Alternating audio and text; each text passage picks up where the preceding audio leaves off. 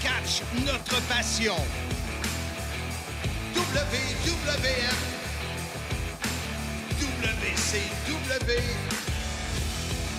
TOW, TNA,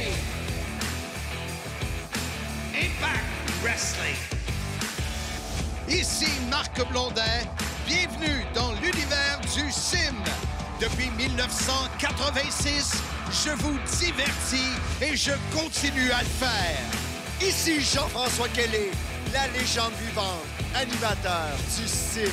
Ici l'incroyable Handsome GF, animateur du sim. Nous sommes Sim! Soyez-y, mesdames, messieurs, le podcast des fans du sport spectacle. Fan de lutte, tu cherches une idée de cadeau? La boutique en ligne sim.shop est l'endroit où tu trouveras une panoplie d'items aux couleurs de ton podcast préféré, le sim. Soyez-y, mesdames, messieurs. Visite sans tarder sim.shop. Marc, joyeuse fête. Ho, ho, ho, ho, ho, ho! Mon petit Jean-François! Comment ça va, mon petit Marco? Viens t'asseoir sur les... Non, monsieur! Tu dois te faire ça. Non, on n'a plus le droit. Non, ça se fait plus, ça. Ben surtout, hey, t'as une barbe, ça te fait bien, Marc. Ben merci. Comme à ton mariage, moi, je trouve que ça te fait mieux avec une barbe que sans barbe. Écoute, il y a les pour et les contre. C'est quoi les... OK, vas-y donc. Le contre, c'est que j'ai une barbe blanche, donc ça me vieillit. C'est le côté négatif. Mais tout le monde dit que ça me va bien. Oui, ça te va bien. Vraiment, ça te va bien, une barbe, là. Lâche pas. Moi aussi, tout le monde me dit ça sur la rue Masson, là, quand je me promène, là. Même des gens que je connais pas. Mais il y a beaucoup d'itinérants qui ont une barbe comme la tienne. Ça, c'est plus que chier! Oui, mais tu sais, je me faufile à chacun des groupes. Les hipsters, les itinérants, les jeunes, les plus vieux. Là, Les Montréalais. Les Montréalais. Tout le monde me dit GF. Je sais pas comment ils connaissent mon nom, là. Je sais mais pas. ils disent la barbe, ça te fait bien. Hey, messieurs, dames! Mesdames, messieurs! Ah, mesdames, messieurs! Messieurs, dames. Mes amis, ça se dit. Oui. Donc, ça se dit mes amis. Tu veux-tu Alors, nommer les trois par leur prénom? Non. Quand tu dis oui. mes amis? Benoît, Mathieu, GF. OK. On va les avoir en entrevue. OK. Donc, parce que pourquoi qu'on va les avoir en entrevue aujourd'hui? Parce que c'est toute une émission qu'on a, parce qu'elle concerne nous tous, les fans de lutte professionnelle, parce qu'on va parler du public dans un show de lutte professionnelle, un show de lutte québécoise, américaine, japonaise. On va parler de tous les styles de public aujourd'hui. On va avoir 3 grandes entrevues. Vraiment, on a déjà, on va le dire, préenregistré déjà 2 entrevues. Une avec Matt Angel, une avec Benoît Cossette. C'est déjà très intéressant. On voulait faire 5 minutes. Je pense qu'on a fait environ 12-15 minutes avec chacun des 2 personnes. On a du jus.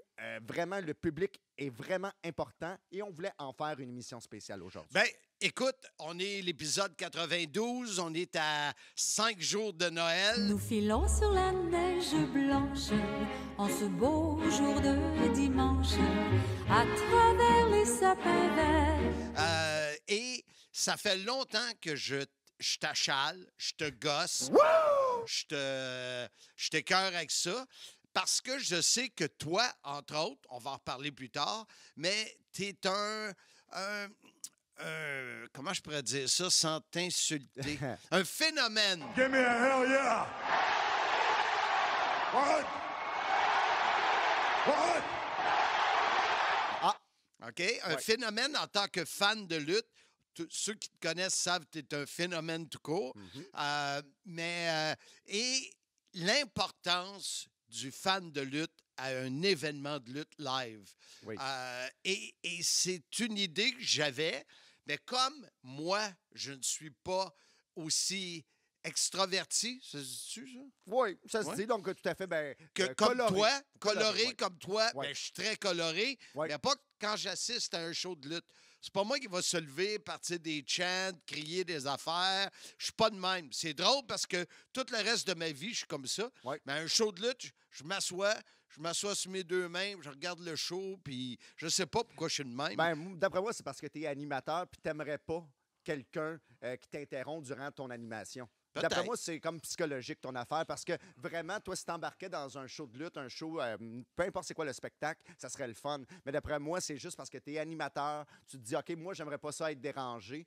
Mais selon moi, l'amateur de lutte, le public ne dérange pas le lutteur en tant que tel. Il ajoute de quoi au combat.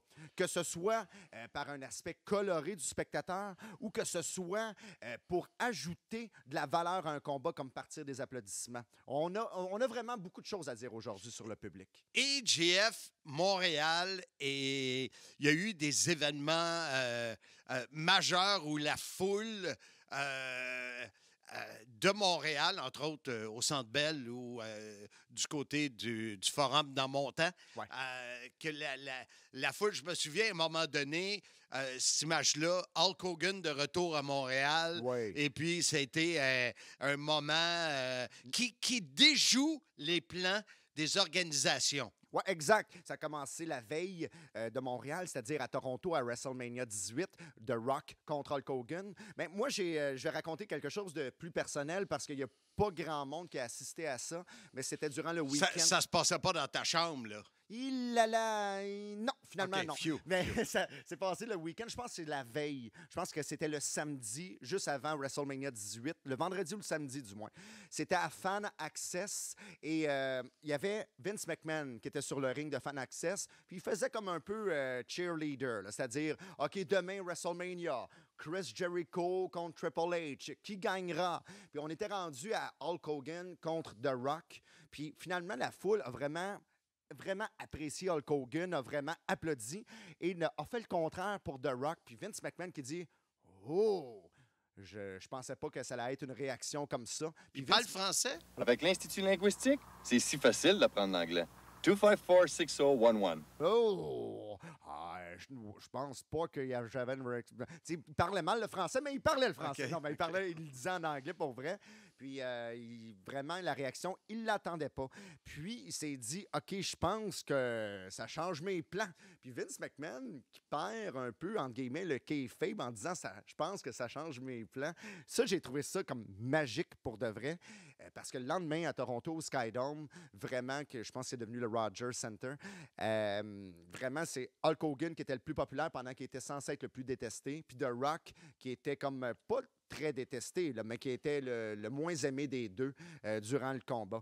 Puis là, la foule a fait changer ça. Puis ensuite, à Monday Night Raw, le Raw du lendemain, après WrestleMania 18, Montréal a offert toute une ovation à Hulk Hogan qui a été reprise quelques mois plus tard durant SmackDown à Montréal. Puis c'est ça que tu voulais dire, parce que à SmackDown, il y a une ovation d'environ 10 minutes, plus ou moins 10 minutes, même que un des webmasters de RDS, donc RDS.ca, est venu me dire la semaine suivante, j'ai calculé, puis j'avais peur que l'ovation à Hulk Hogan batte celle offerte à Maurice Richard. Ah, Donc, oui, mais finalement, Maurice Richard, c'est lui qui a Intouchable. encore la plus grosse ovation. Mais juste pour te dire à quel point le public peut être, entre guillemets, dérangeant positivement dans ce cas-ci, je veux dire, parce que je pense pas que les producteurs, Kevin Dunn en tête, se disaient, OK, à soir à Montréal, il va y avoir une ovation de plus ou Mais moins non, 10 mais minutes. Et là, si vous êtes, vous êtes auditeur parce que vous écoutez cet épisode, je suis certain que vous avez un chum dans la tête. Ah ouais, quand je vais avoir un show de lutte avec lui, ou que vous avez déjà vu des gens. Il y en a qui, et c'est un de nos invités que nous aurons, qui a utilisé un leader positif.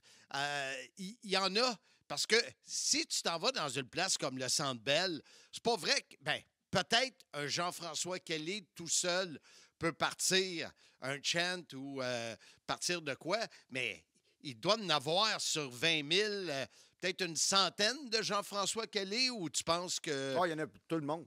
Tout le monde, il s'agit d'avoir le bon timing, comme quand on part les applaudissements. Là. Donc, je vais m'éloigner du micro pour les faire, mais vous allez les reconnaître. On part les applaudissements tout doucement, puis ça devient plus rapide au fur et à mesure que le temps avance. Ça prend un timing. Ça, il faut absolument que ce soit le méchant qui fasse une prise de soumission sur le gentil. Puis là, OK, il y a un moment mort, c'est-à-dire on n'entend presque rien dans l'aréna en tant que tel. Là, on peut le partir, puis normalement, l'aréna au complet suit. Mais c'est une question de timing surtout. Je vais te dire une affaire là-dessus. Ça, j'aime ça. Ce que j'aime moins, c'est quand c'est le lutteur qui part ça. Oui, Ah, oui. j'aime pas ça. Ben, pour vrai, au départ, la première fois que j'ai fait ça, parce que Marc va le confirmer, je l'ai fait plusieurs fois. Donc, plusieurs fois avec toi, plusieurs fois avec d'autres personnes. Puis, c'est la première fois que j'ai fait ça, c'est parce que je voulais pas voir le lutteur taper sur le ring pour partir les applaudissements. Ouais, j'aime vraiment pas ça. Ça me gosse. Ah oui, mais écoute, je te comprends là-dessus. Je peux comprendre pourquoi le lutteur fait ça. Parce que là, le moment dure trop longtemps. Parce que aussi, le lutteur, il faut que ça reprenne son souffle. Question aussi de cardio, j'imagine. Tu sais, je ne suis pas lutteur pour la WWE, mais j'imagine eux autres, ils ont besoin de vraiment de temps de repos durant un combat. Mais dans le fond, ce que tu nous dis, c'est que si c'est le lutteur qui le passe parce qu'il n'y a pas assez de Jean-François Kelly ou de Ben Cossette dans l'aréna, Je pense que oui. Parce que je pense que les gens veulent partir des applaudissements, mais point de vue de timing, ça ne fit juste pas. Donc, les gens, peut-être durant une prise de soumission, se parlent entre eux, font quelque chose d'autre aussi. Là. Donc, c'est possible, ça aussi. Mais moi, durant une prise de soumission, quand que ça fait longtemps que ça a été fait, là, donc on ne répète pas ça quand même 2-3 fois par combat, Non. je m'amuse à faire ça. Et pour ce qui est des chants, Oui. c'est Ah, les ça doit chants. être plus difficile. Là. Ben, les chants, premièrement, c'est des chants spontanés. Ben, spontanés, je veux dire, exemple... Moi, ceux qui me viennent en tête, bon, You still got it.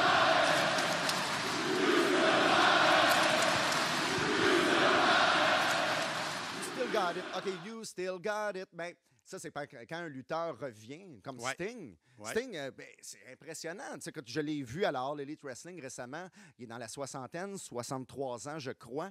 Sauter du haut de la rampe, de la structure, des tunnels à la sortie de la All Elite Wrestling, puis sauter, bang, sur la rampe, sur ses adversaires. Et là, tu sais, quand tu as 63 ans, là, you still got it. Ouais. Et on s'entend que ce Oui, chant-là mais est naturel. est-ce que lorsque tu as vu ça, est-ce que le monde l'ont parti de chant? Ah oui, tout à fait. OK. Puis là, on ne sait pas qui le part. Ça peut être... Parce que moi, je pars des trucs comme les applaudissements parce que ce genre de truc-là est moins populaire. Puis quand le chant « You still got it », c'est parce que ça vient vraiment du fond des fans. Les fans vraiment le ressentent. Ils disent « Wow, you still got it ». Puis vu que ça a été imposé, je ne sais pas quand est-ce que c'est parti exactement, Ouais. bien là, ils partent là, en chœur. Puis c'est d'un naturel incroyable pour la foule au grand complet. Là. Il y a aussi des welcome back. Oui. Ça, c'est le fun après un grand retour. Welcome back. Puis moi, un chant que j'ai particulièrement aimé, des fois qui sont imposés par les lutteurs, puis c'est merveilleux Qu'est-ce comme que ça. tu veux dire, Ben, imposé? imposé par le lutteur, c'est-à-dire grâce à sa personnalité qui est forte, comme par exemple Bryan Danielson, qui s'appelait Daniel Bryan, quand il a fait ses « yes Oui. yes Ouais. yes ». Ben ça a été imposé par la personnalité forte de Daniel Bryan. Est-ce qu'on veut voir un gars comme Daniel Bryan remporter le championnat aujourd'hui à WrestleMania 30? Yes! Yes! Puis la foule, quand il a gagné le championnat à la toute fin du pay-per-view à WrestleMania 30, la foule était joyeuse pendant qu'elle était déçue quelques dizaines de minutes avant, après le combat Undertaker contre Brock Lesnar. Tout le monde avait la gueule à terre quand Undertaker a subi la défaite. La Puis streak s'est terminée. la streak s'est terminée, la foule était bouche bée. Je pensais que la Comme foule... tu dis souvent, la gueule à terre. Et boboy! La gueule à terre. Puis rendu au main event, c'est un chant tellement fort que ce moment-là, pour un moment, a été oublié, le moment de Undertaker contre Brock Lesnar.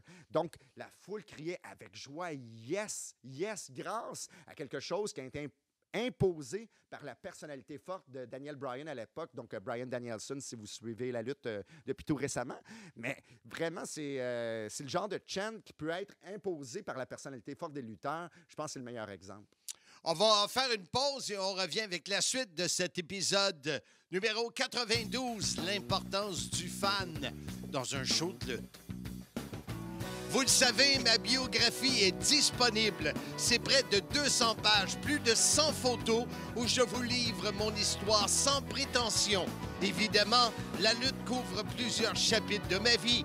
Commande aujourd'hui pour recevoir ta copie dédicacée au sim.shop. La grande histoire de ma petite vie, soyez-y, mesdames, messieurs.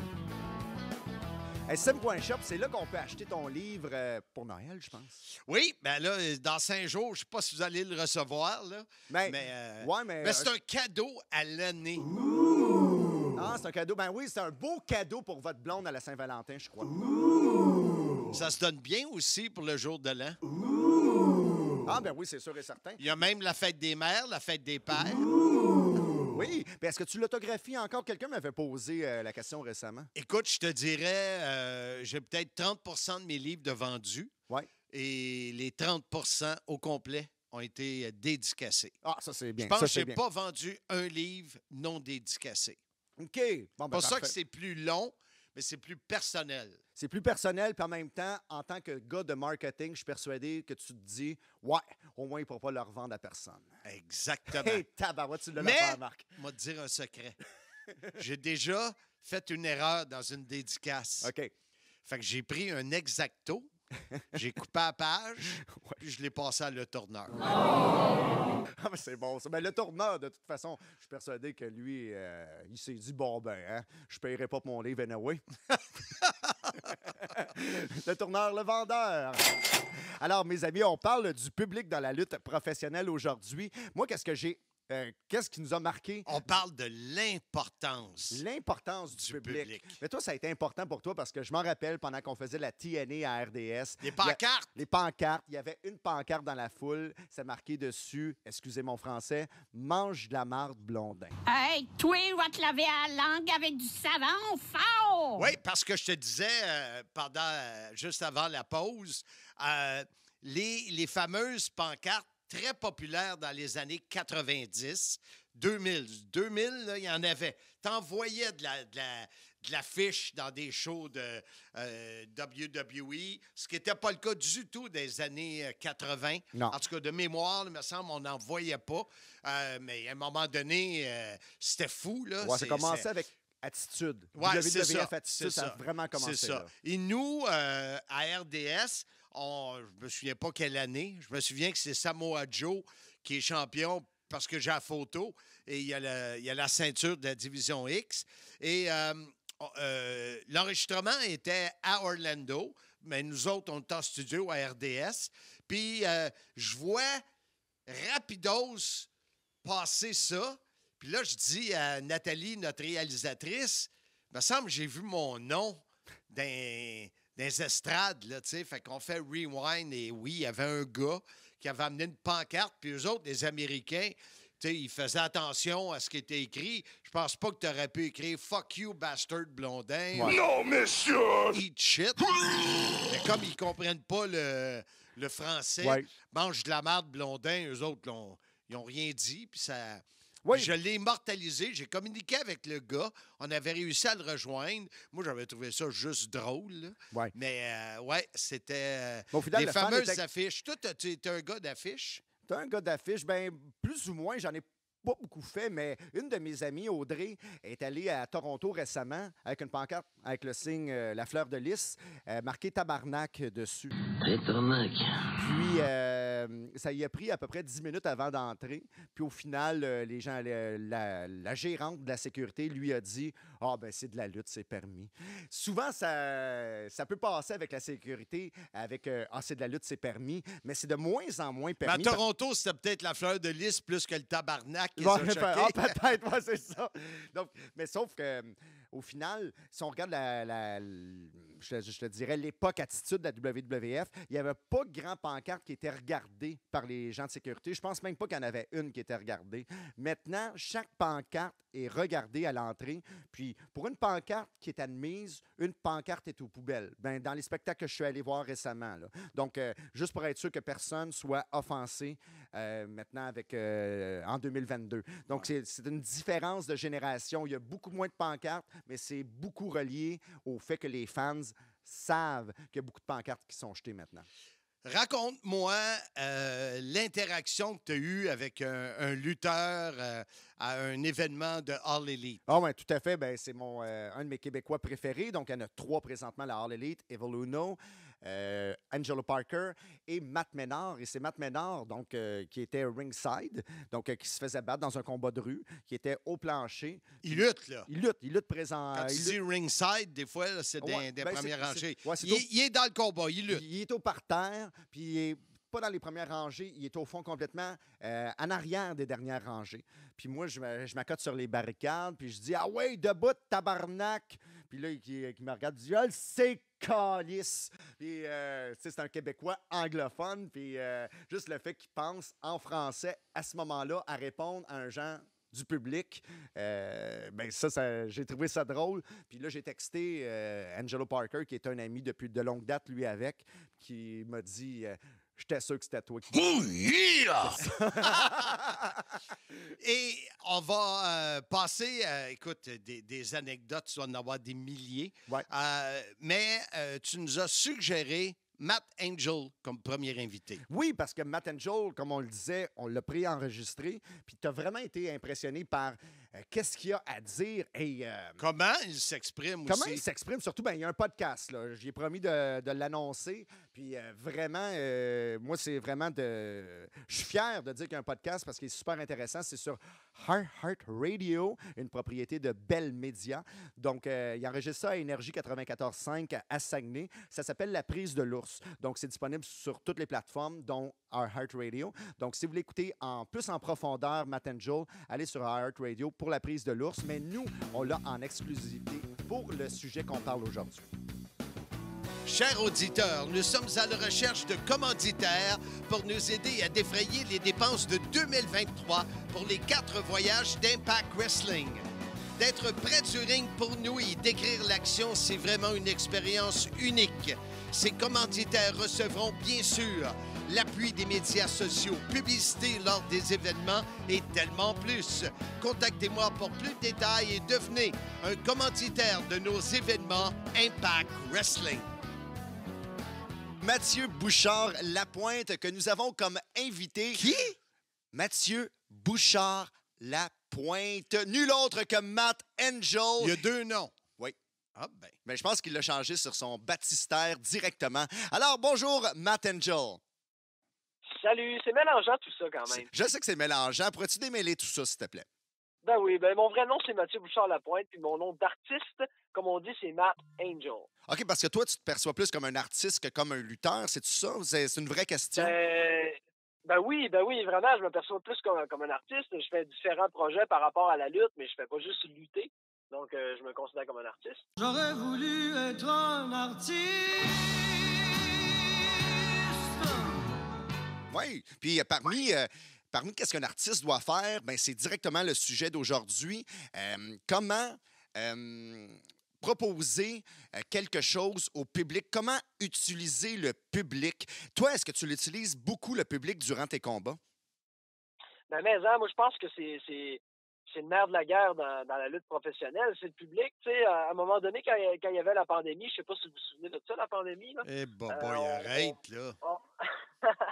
On devait lutter à un moment donné sans public. On avait essayé cette formule-là. Puis moi, j'avais été très clair là-dessus. Si c'est pour être ça, la lutte professionnelle, j'arrête. Parce que moi, sans public, c'est pas pareil. Tu sais, je veux dire, ce qui rend magique la lutte, c'est le public. C'est le fait que les gens interagissent. C'est une performance live. C'est ça qui fait que c'est extraordinaire parce que ça laisse place à de l'improvisation, tout dépendamment de comment le public réagit. Donc, pour moi, là, c'est primordial. Le public dans la lutte professionnelle, ça, c'est même pas négociable. Matt, tu parles de la pandémie COVID-19.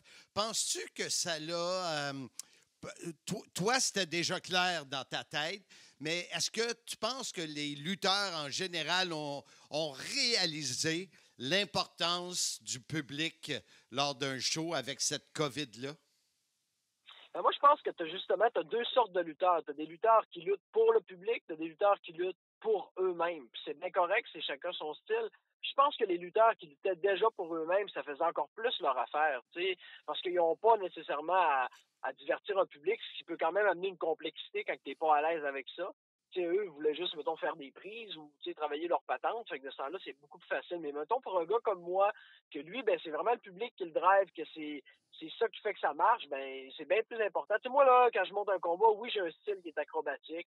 C'est mon style de lutte, mais c'est pas ça que je recherche. Ce que je recherche, c'est une réaction. Ce que je recherche, c'est raconter une histoire, que les gens embarquent puis qu'on crée une émotion. Tu sais, je veux être un vecteur d'émotion. Pour moi, ça, c'est vraiment important. Donc, tu sais, je pense que la pandémie a juste renforcé ça. Les gens qui, eux, aimaient bien le public, ben, s'ennuient du public. Les gens qui, eux, aimaient pas le public, si on peut dire ça de même, ben, ils s'en foutent encore plus du public. Jean-François me disait comment tu t'exprimais bien. Je suis abasourdi.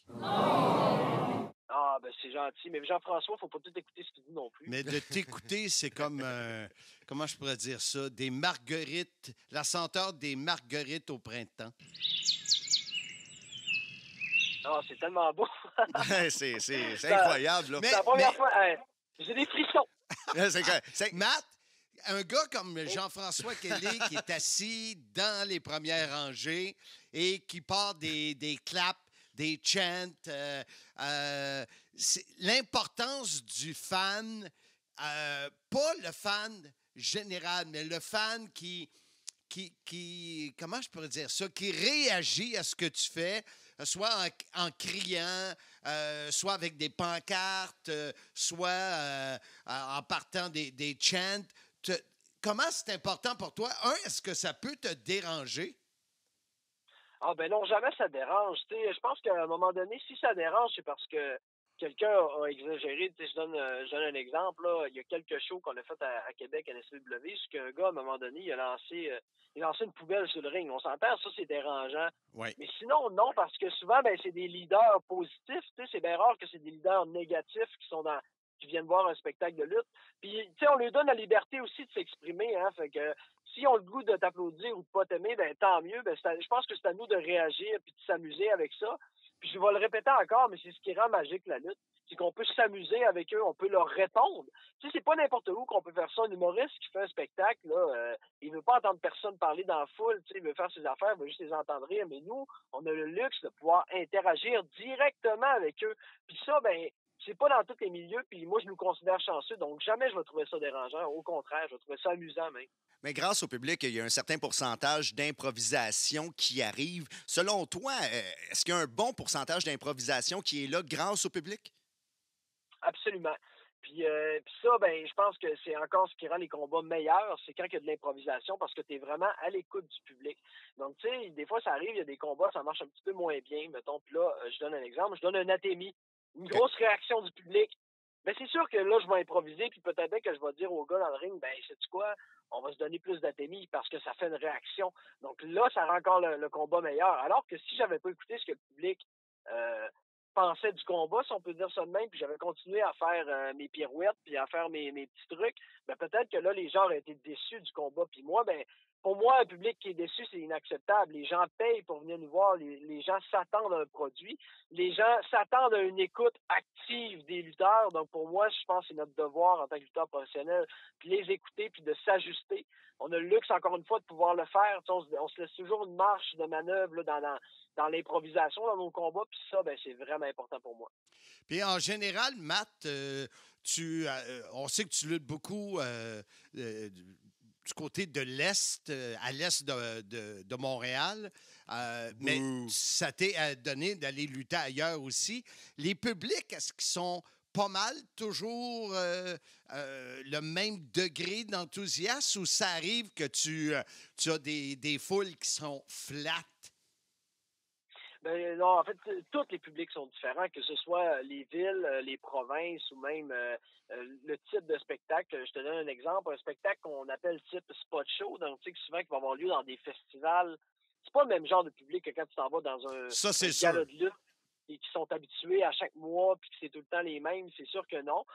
Mettons, du côté du Saguenay versus Montréal, c'est complètement différent. Puis moi, mon style de lutte, il est différent de Saguenay à Montréal. La façon que je réagis, la façon que je travaille avec le public est différent. Puis ça, ben, ça s'apprend pas. Tu sais, ça, c'est vraiment, ça fait partie de l'improvisation. À un moment donné, il faut que tu réussisses à saisir ton public. Il faut que tu réussisses à comprendre qu'est-ce qu'ils veulent. Puis souvent, c'est les plus gros défauts des lutteurs, c'est que c'est dur sur le moral. Tu sais, mettons, je suis un lutteur du Saguenay, ça fonctionne bien mes affaires. Je m'en vais à Montréal, un public complètement différent, puis je m'ajuste pas. Si je m'ajuste pas, ben c'est sûr que le public aimera pas ce que je fais parce qu'ils n'ont pas les mêmes codes, ils n'ont pas les mêmes référents.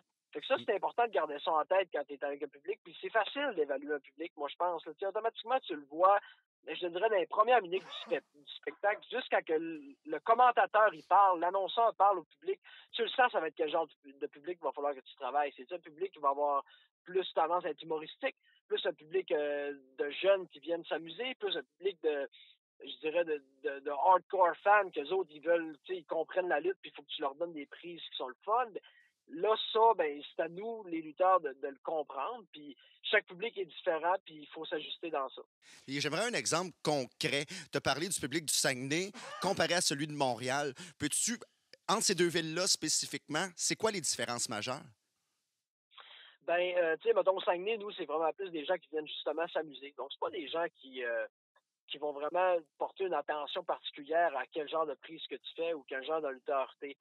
C'est sûr que, tu sais, à un moment donné, il y a une différence entre un lutteur qui lutte partout dans le Canada, mettons, ou dans le Québec, versus un lutteur qui lutte seulement au Saguenay. Ils vont le voir, ils vont le sentir, ils vont apprécier, mais pas de là à comprendre pourquoi ils l'apprécient. Alors que, mettons, à Montréal, c'est vraiment plus des lutteurs que les autres comprennent pourquoi, c'est quoi la lutte, ils comprennent l'histoire derrière ça, ils comprennent les prises plus complexes.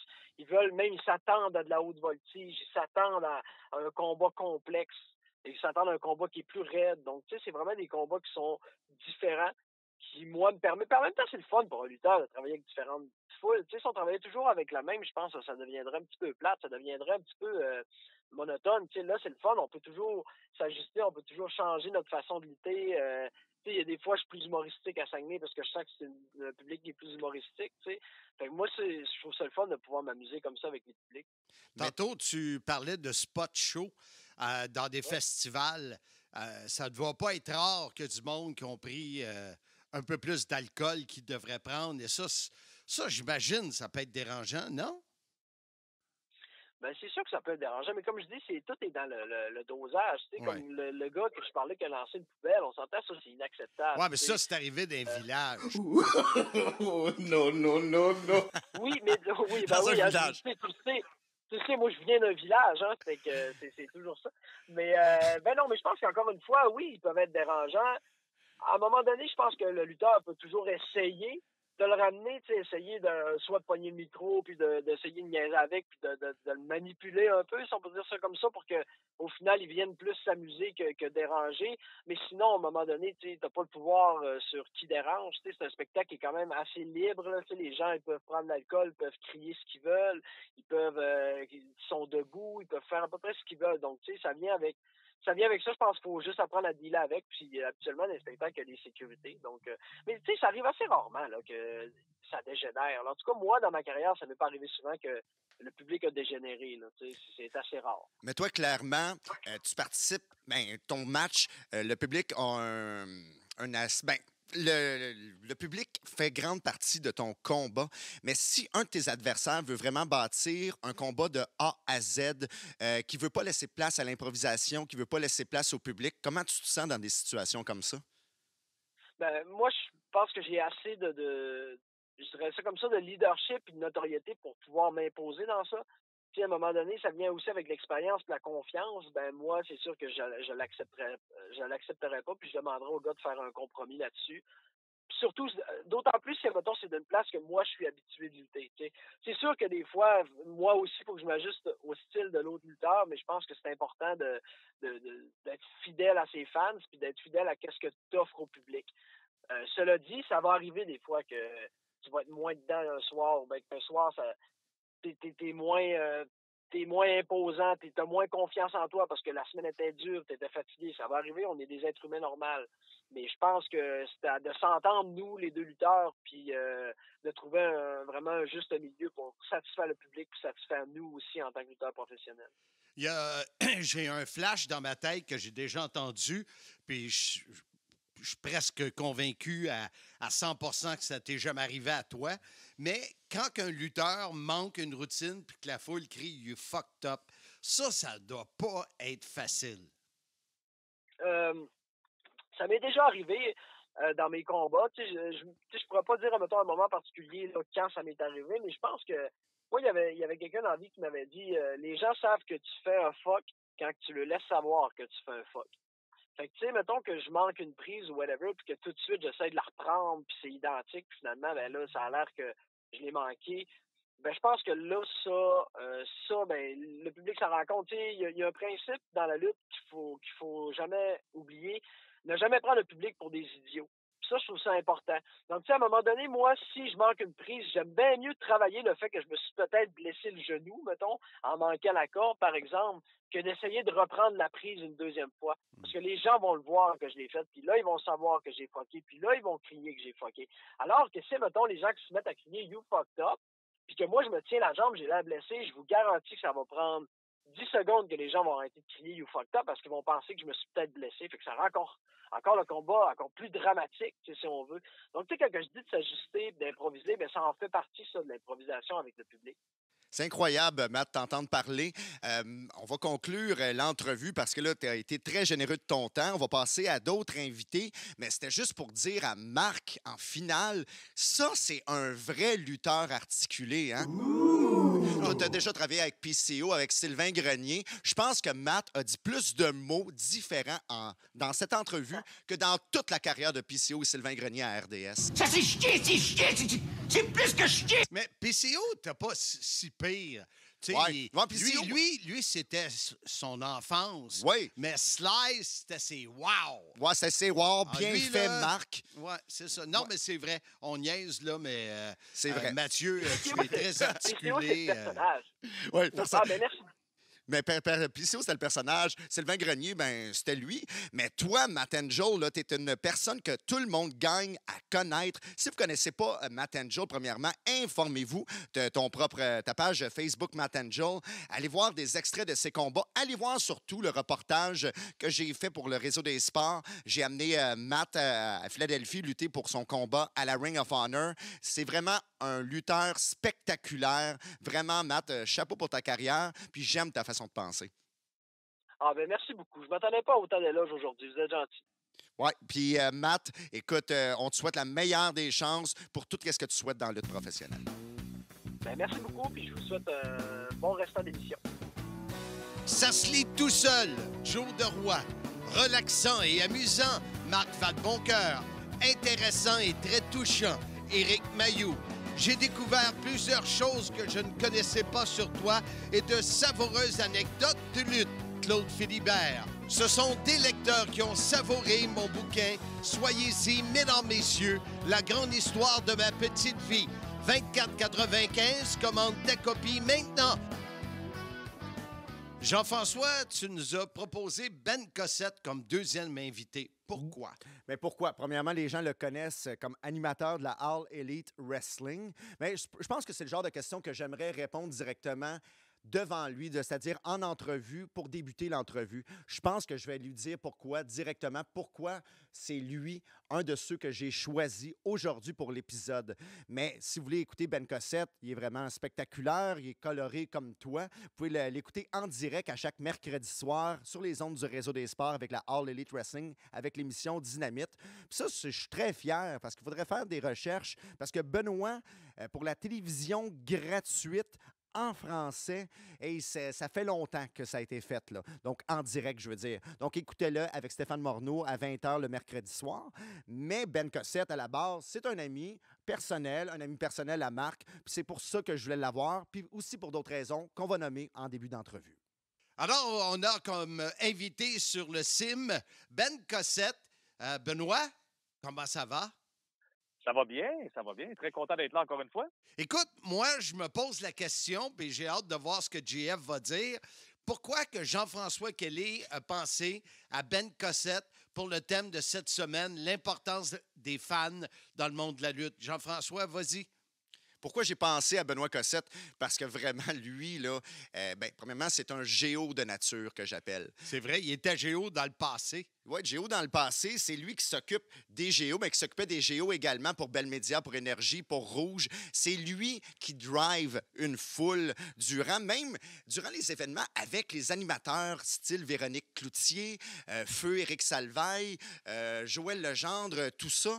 C'est Benoît Cossette qui était devant la scène pour réchauffer la foule. La foule l'appréciait et il sait comment, mais véritablement, comment driver une foule. Et dans la lutte, c'est pareil, c'est un vrai fan de lutte, puis il aime ça embarquer avec la foule dans des spectacles dans les arénas. Moi, probablement que j'ai jamais assisté avec Ben à un show de lutte.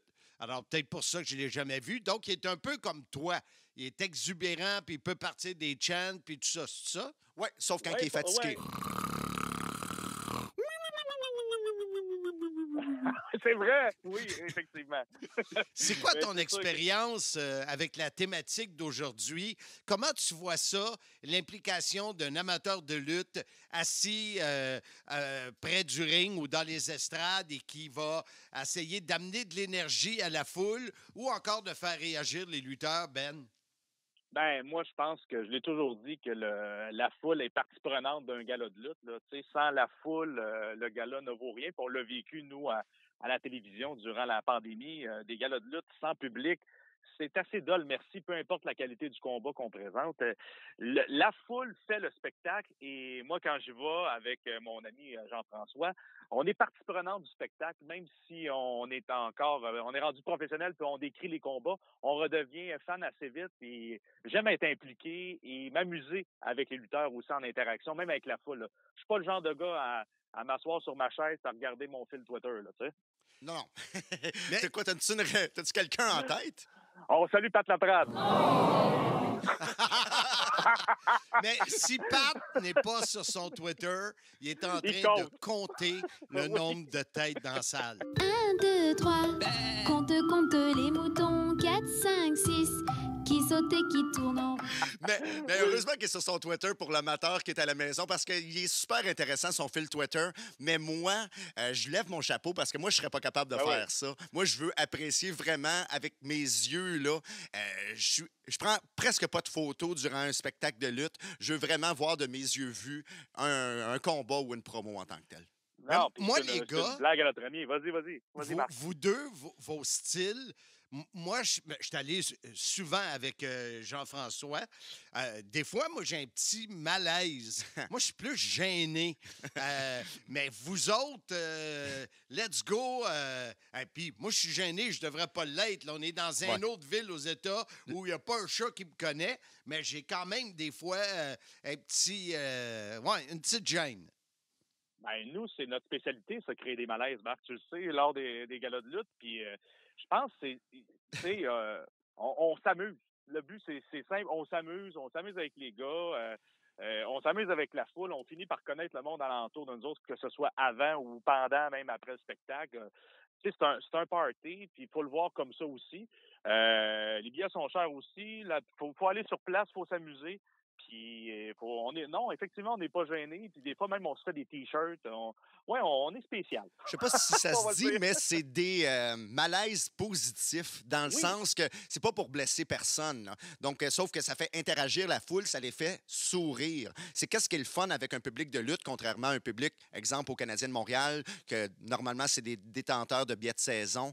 Un public de lutte, c'est un public qui y va une fois de temps en temps, puis qui veut vraiment avoir du fun. Donc, on fait des malaises, nous, moi et Benoît, mais c'est vraiment des malaises qui fait sourire le monde, mais qui ne peut pas rendre mal à l'aise le lutteur sur le ring en tant que tel. Non, ben, on parle de malaise, JF. C'est pas vraiment des malaises. C'est les gens qui nous accompagnent ne veulent pas revenir avec nous. Oh! Mais les gens alentour, eux autres, ils ont du fun. Ils ont du fun. Hey, est-ce que tu as raconté la fois qu'on a fait rire toute la foule en Nouvelle-Orléans avec nos chandails de Pat Patterson? Ça, je voulais savoir parce que tu parlais de T-shirt, puis ça m'intrigue. Allez-y. En Nouvelle-Orléans, je pense que c'est WrestleMania 30, dans le week-end de WrestleMania 30. À cette époque, on est allé faire le voyage. On a fait le Raw, le SmackDown et WrestleMania. Et entre WrestleMania et le SmackDown, on a décidé de se faire des T-shirts dans un magasin local à cette époque-là, c'était la grosse tendance de Paul Heyman, I'm a Paul Heyman guy. Et nous, on a décidé d'aller se faire les deux des chandails originales, I'm a Pat Patterson guy. Et on s'est présenté, dans le fond, à l'Arena. Et on a reçu nos billets de courtoisie qui étaient première rangée derrière les commentateurs, on ne le savait pas. Oui. Et donc, on était derrière les commentateurs et les lutteurs n'avaient pas le choix de nous faire face. Et nous, on était les premiers. Et étant comme nous sommes, on était debout tout le long, on pointait nos chandails et on faisait rire beaucoup de gens, dont John Cena, Randy Orton. Il y en a plusieurs qui ont décroché en nous voyant. Là. Moi, celui que je me rappelle, c'est Big Show qui était crampé sur le ring en arrivant pour une promo. Donc, Big Show qui crampe, là, personne, parce que la caméra fixe le pointe. Puis là, finalement, il a de l'air sérieux, puis il est crampé, mais personne ne sait pourquoi il est crampé, mais nous autres, on le sait parce qu'il nous avait vus avec nos chandails. Mais vraiment, ça, c'était drôle parce que même Paul Heyman est arrivé à un moment donné aux commentaires comme commentateur invité, puis il a dit « Nice shirts, guy ». Qu'est-ce qui est encore plus drôle, c'est que c'est Pat Patterson qui nous a donné les billets. Puis on avait fait un 3e chandail que je lui avais envoyé par la poste chez lui en Floride. Puis il avait dit « What the fuck is that? » What the fuck? What the fuck? Il m'avait appelé tout simplement pour dire ça. Mais ça, c'est ce que vous comptez là, c'est majeur là, pour un fan. Oubliez qui vous êtes dans le monde de la lutte, là, mais pour un fan qui, pense à cette idée-là, le fait faire et va chercher de la réaction de ces stars-là, c'est majeur. Oui, on en a d'autres, Jean-François et moi. Jean-François est bon pour intimider les lutteurs durant les combats et leur rappeler des doux souvenirs. Quoi? Oui, intimider? Oui. Quel est un intimidateur?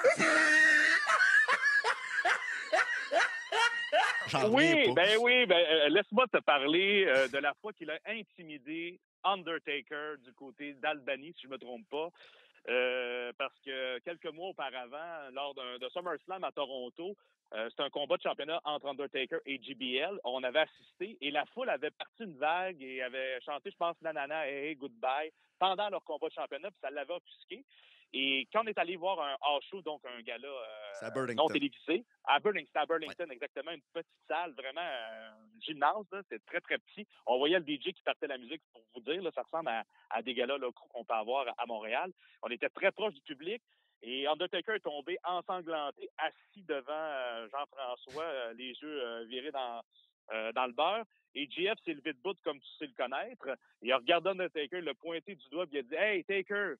C'est moi qui ai parti la vague à Toronto. Je sais pas si tu t'en souviens, c'est à cause de moi si on a fait la vague à Toronto. » Puis, qui me regardait parce qu'il y avait le regard.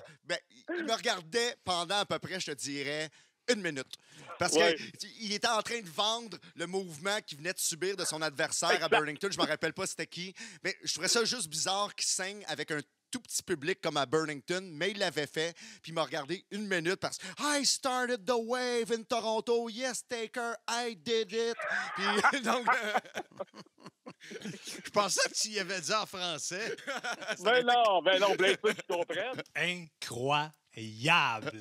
Mais il y a des fois que ça peut être dangereux pour vous autres.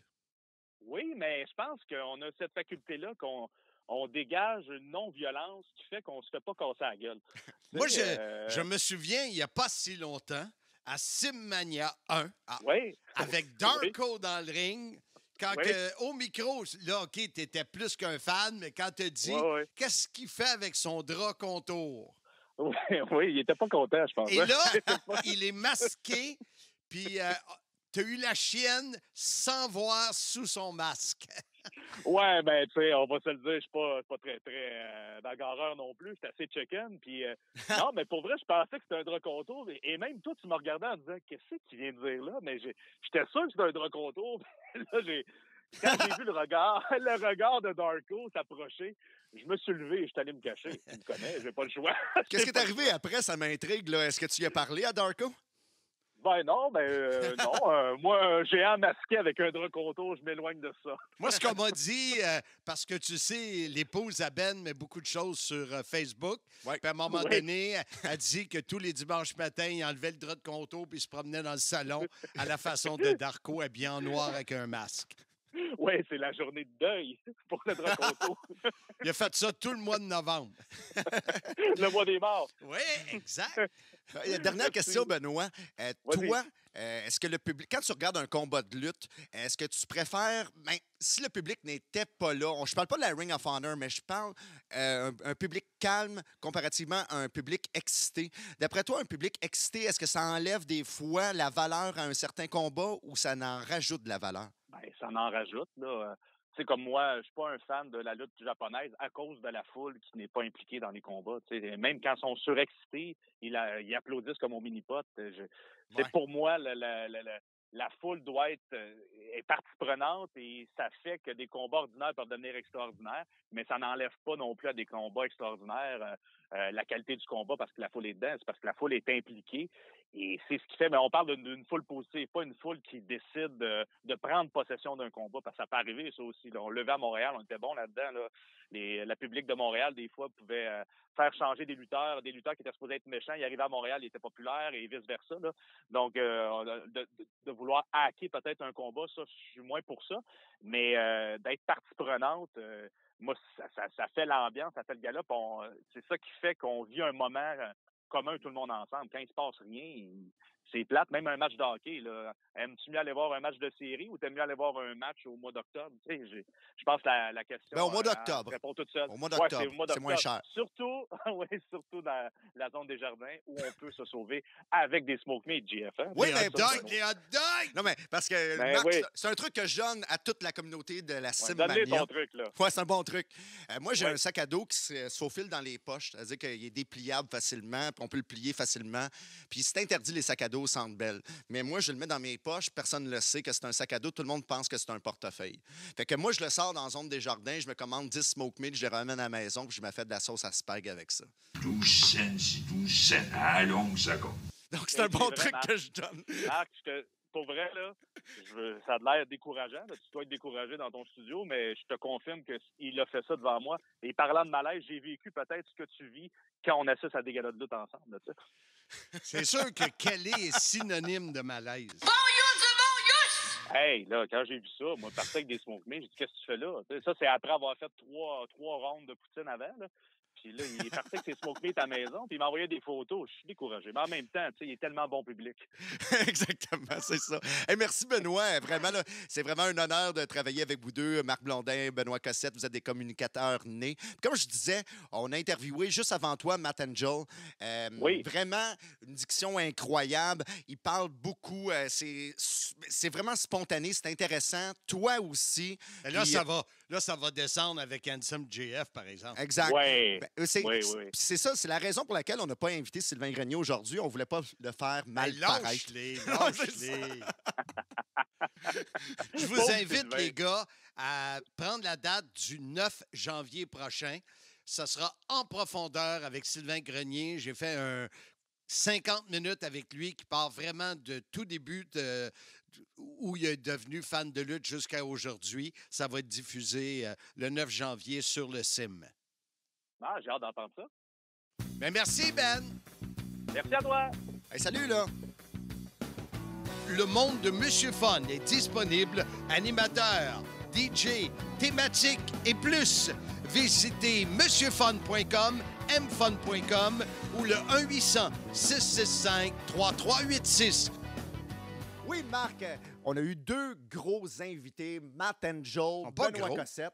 Ben, ils sont pas si gros que ça. Tu sais, écoute, Matt Angel, il est flamboyant, il est cut, mais pas bedonnant, là, je veux dire. Là. Puis Benoît Cossette... Hein? Pourquoi tu me regardes? Non, mais là, je te regarde pas, là, pour qu'on ait comme un contact visuel. Ah, OK. Parce que Matt Angel, lui, est cut, mais Benoît, lui, tu l'as-tu vu récemment? Non. Non, on peut dire que c'était un gros invité de ce côté-là, lui, avec Benoît Cossette. Donc, vraiment, puis on se dirige vers un autre invité. C'est mon épisode aujourd'hui. Toi, tu tenais à avoir l'autre animateur du Soyez-y, mesdames, messieurs, avec nous. Bon choix, Marc, mais j'aimerais ça. Pourquoi que tu as choisi Handsome JF? Moi, je voulais pas avoir l'autre animateur. Je voulais avoir le lutteur, Handsome JF, parce que je l'ai vu souvent dans le temps de notre TOW, à la NCW. Je l'ai vu interagir avec les fans. Et je ne veux pas aller plus loin parce qu'il va nous en parler, mais moi, il y a des affaires ça me fait rire à chaque fois. Alors, on écoute l'entrevue avec Handsome JF. Notre invité sur le podcast Soyez-y, mesdames, messieurs, oui, je le voulais à titre d'invité cette semaine. Ce n'est pas le co-animateur, c'est l'invité, le lutteur Handsome JF. Comment ça va? Incroyable! Hey, t'as mis la table, Marc. The table is button! Hey, t'as pas perdu, Marc. T'es encore bon. Écoute, j'avais demandé à Jean-François Kelly, comme tu le sais, de préparer un épisode sur l'importance des fans à un événement de lutte. Il m'a proposé les deux premiers invités qu'on a eus, Matt Angel et Ben Cossette, et moi, j'ai mis mon droit de veto pour que tu sois là. Mais j'étais d'accord. Oui, JF était d'accord. Mais écoute, JF, moi, j'ai peut-être eu la chance... Ouais. Je suis en train de t'envoyer des fleurs, là, mais c'est correct. Ah ouais, vas-y, De te voir en action et moi, la façon que tu interagis avec les fans, je trouve ça vraiment, vraiment bon et vraiment drôle. Comment, pour toi, à titre de lutteur, est-ce que tu choisis des fans en les regardant? Est-ce que tu fais que t'adresser en général, entre autres, quand il y a le 1, 2, 3, puis que ton adversaire lève l'épaule avant le compte de 3, là, je me souviens, tu fais toujours la même réaction, mais surtout quand tu leur dis « Si vous arrêtez pas, je m'en vais chez nous ». Mais ça, c'est des vieux classiques très, très, très old school. J'ai toujours travaillé comme ça. On raconte une histoire aux fans, puis si tu peux les intégrer à ton histoire, puis faire croire à ton film, au film que tu es en train de leur jouer, la pièce que tu es en train de jouer, c'est encore mieux. C'est pour ça qu'on monte un match on commence avec le babyface qui shine au début.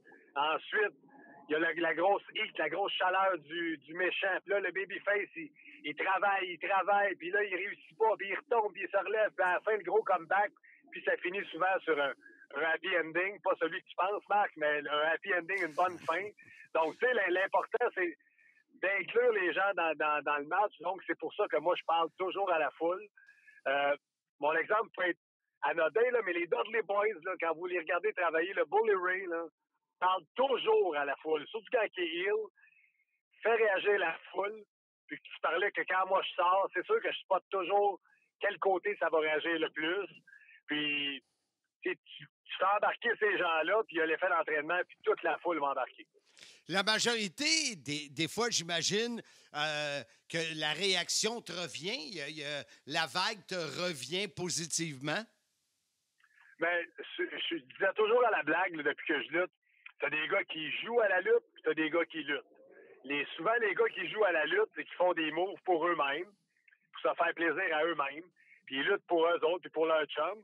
Puis les lutteurs, eux, luttent pour la foule. Donc, ils sont pas nécessairement là pour juste faire des moves, mais ils sont là pour embarquer les gens dans leur histoire. C'est un peu comme ça que je travaille. Puis, tu sais, quand je suis allé lutter à la NSPW il y a une couple d'années, tout le monde me disait, avant que je commence, tu pourras pas faire un SMJF, les gens là-bas, ils veulent juste des mots de lutte, les lutteurs au school, ça marchera pas. Je m'étais remis en question, puis la journée du show, je me suis dit, non, moi j'ai fait ma carrière en étant un SMJF comme ça, puis j'ai commencé mon premier micro en disant exactement ce que tu as dit. Si vous n'arrêtez pas, je m'en vais chez nous. Puis j'ai eu une réaction instantanée. Donc, ce côté-là, faire réagir la foule, l'interaction, ça va toujours rester, parce que si c'est bien fait, les gens veulent embarquer. Ils sont là pour embarquer dans le show. C'est pas comme une pièce de théâtre que tu peux pas parler. Là, à la lutte, tu as le droit de leur crier des niaiseries puis d'embarquer. Donc, plus tu les impliques, moi, je pense mieux ton match va avoir de réaction. Puis, est-ce que tu peux imaginer Handsome JF faire un combat sans interaction? Exemple, un combat pendant le temps de la pandémie qui n'aurait pas eu un chat?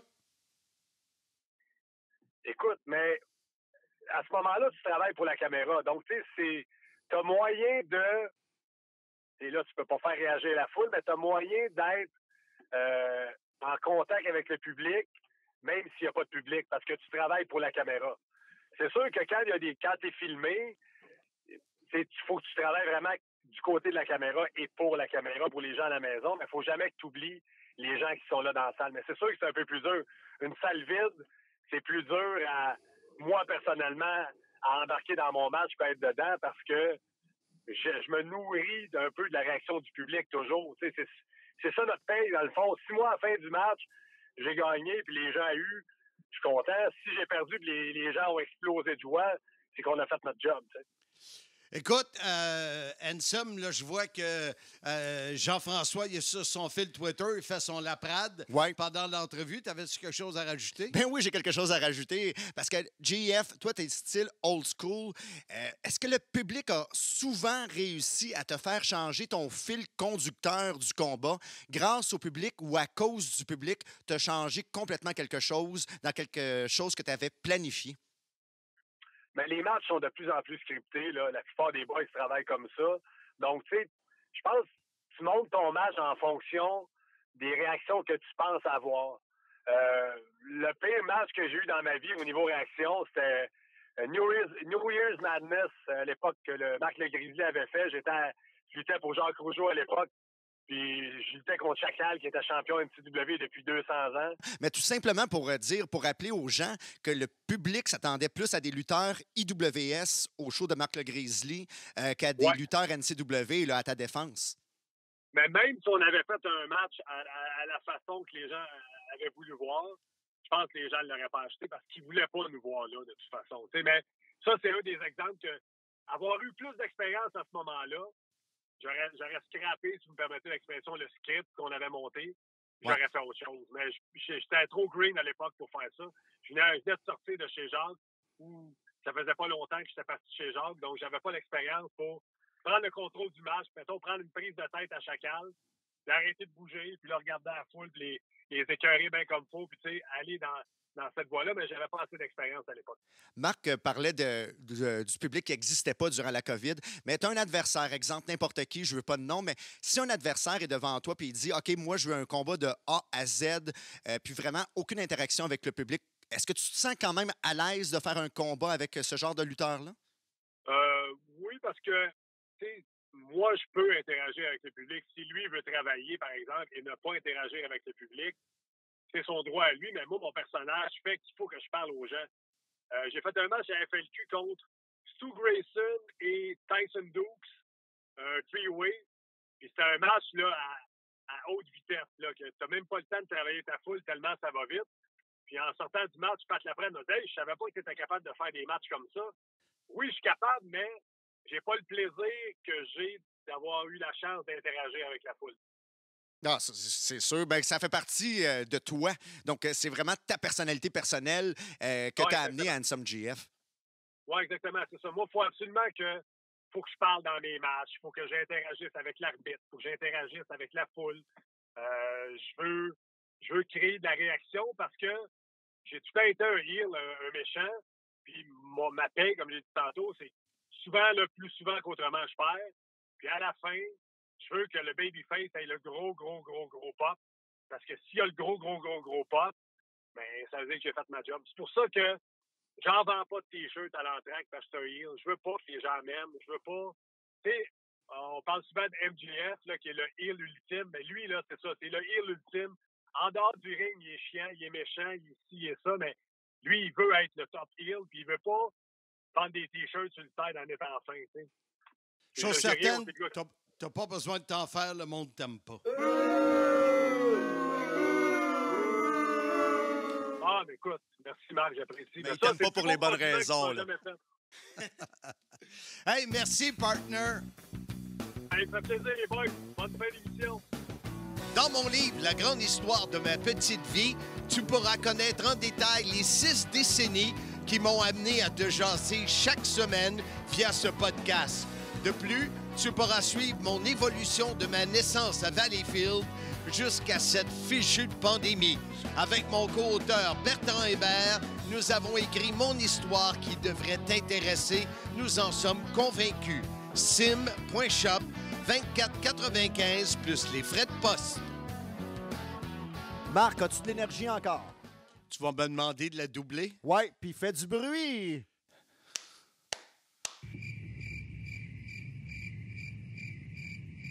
Et voilà, c'est comme ça que j'aime le public. Exactement. Moi, j'ai la chance, Marc. J'ai eu la chance, tu as eu la chance aussi, d'être annonceur de ring. Puis c'est vraiment le fun de faire interagir le public quand on est un annonceur de lutte, là.